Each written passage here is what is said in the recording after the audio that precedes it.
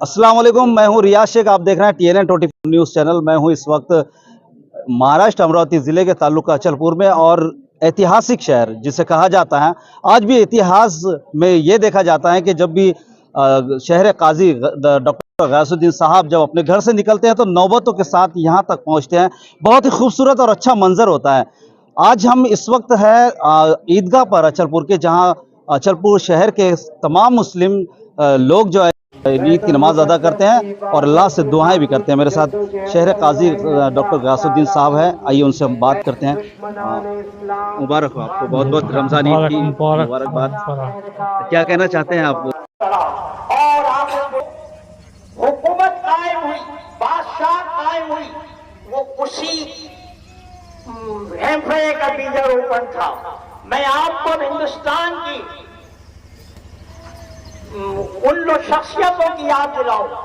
मोहम्मद अली जौहर, सैयद सुलेमान नदवी, ये बड़े बड़े बिगल जो थे, इन्होंने वहां के मुजाहिदीन के औलिया अल्लाह के कुफरों को मस्मार करने पर एतराज किया।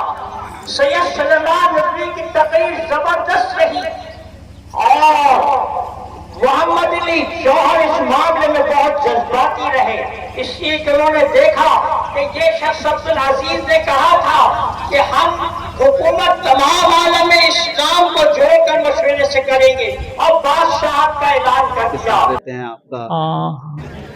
मैं ईद के मौके पर न सिर्फ अपने मुसलमान भाइयों से बल्कि अपने तमाम हम वतन भाइयों तक पैगाम पहुंचाना चाहता हूं। मुसलमानों से इसलिए कि वो इस्लाम की सही नुमाइंदगी करें। हम ऐसे मुल्क में रहते हैं जहाँ कई सारे मज़हब वाले, कई सारे ज़बानें बोलने वाले, कई सारी तहज़ीब रखने वाले बरसों से मिली जुली ज़िंदगी गुजारते हैं। तो ऐसे मकाम पर इस्लाम की सही नुमाइंदगी बहुत ज़्यादा ज़रूरी है। होता यह है कि हम कुरान हकीम भी पढ़ लेते हैं, नमाज़ें पढ़ लेते हैं, लेकिन अपनी डेली रूटीन में इस्लाम को अमल में बहुत कम लाया करते हैं।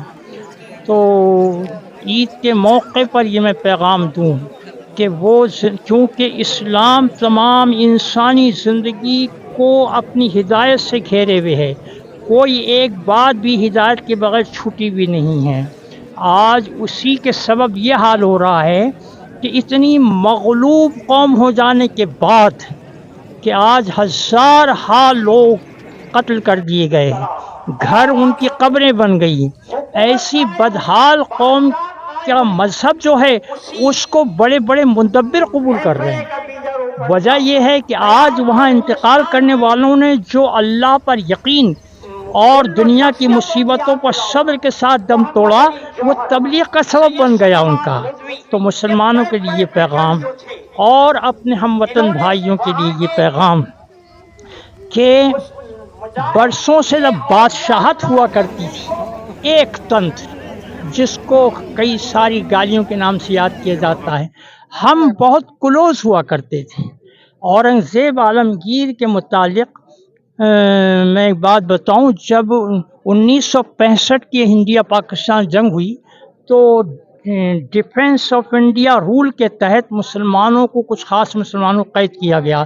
तो डॉक्टर सुंदरलाल सत्यवादी एक रिटायर्ड मेंबर ऑफ पार्लियामेंट हुआ करते थे। उन्होंने दावत अखबार में उनका स्टेटमेंट आया था कि तुम ये क्या कर रहे हो। वो कौम जिन्होंने एक तंत्र के ज़माने में जो सबसे ज़्यादा बदनाम किया जाता है, औरंगज़ेब आलमगीर, उसके पास शिकायत आई मुसलमानों की तरफ से कि आप ये दो दो पोस्टें क्यों रखते हैं, 2 तहसीलदार 2 कलेक्टर, मैं आज की इस्तेलाह बोल रहा हूँ, वहाँ जो कुछ होती होगी, 2 क्यों रखते हैं, खर्चा है, एक मुसलमान क्यों नहीं आप रखते। तो उसने साफ कहा कि मेरी हुकूमत में मुसलमान और हिंदू दोनों हैं। मुसलमान अफसर हिंदुओं की पूरी तौर से किफ़ालत नहीं कर पाएगा, इसलिए मैं दोहरा खर्च बर्दाश्त करता हूँ। अब बताइए, बात किसी मुसलमान की कही भी नहीं है, डॉक्टर सुंदरलाल सत्यवादी की कही भी है। हजरत, आज के दौर में जो मुसलमानों की हालत जो हम देख रहे हैं पूरे भारत में, हाँ। तो किस तरह से मुसलमानों को एक अपनी तौर पे चलना चाहिए, किस तरह से अपने इस्लाम को बचाते हुए चलना चाहिए? ये बात मैं इब्तिदा में बोल चुका मियाँ, इब्तिदा में बोल चुका कि हमारे पास लाएमल निसाब सिलेबस तैयार है, उसको देखो और अमल करो, तो हम उस इस्लाम की नुमाइंदगी करें, बस वो काफ़ी है। शुक्रिया, बहुत बहुत शुक्रिया। दोस्तों, 600 साल बरस मुस्लिमों ने हुकूमत किया है भारत के अंदर, लेकिन सबके साथ इंसाफ भी किया। कई राजाएं गुजरे यहाँ से, लेकिन इंसाफ किया। लेकिन आज के इस दौर में इंसाफ के लिए तरस रही ये मुस्लिम समाज की कौम अपने आप में मिसाल है। तो बने रहिए मेरे साथ और देखते रहिए TNN 24 news. Cameraman Sanjay Tiwari के साथ रियाज शेख, अचलपुर।